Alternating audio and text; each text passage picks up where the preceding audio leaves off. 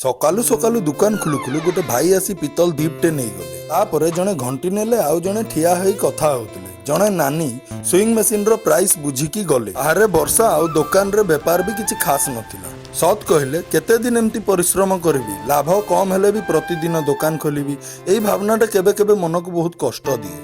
हेले मो झियो संगे टिके खेलिले मनटा पुणी हल्का हो जाए। किछि समय परे रंजन दा आसी टिफिन डबा नेले। तापरे दुई जन नानी स्टील ड्रम नेले, पेमेंट कले, आउ जने सार ट्रॉली बैग नहीं गले। पर दिन पुणी दुकान खोलिले। भाबली आज वीडियो करबी, किंतु टनिस दा आसी गोटे प्लास्टिक स्टूल नहीं गले। बाहर पुणी वर्षा हेले मो नानी माने बापा को देखा करबा को आसीथिले। देखिकी सतरे खुशी लागिला। तापरे दुई जन कस्टमर आसी गोटे रूपा चेन नेले, आउ जानली से आम सब्सक्राइबर।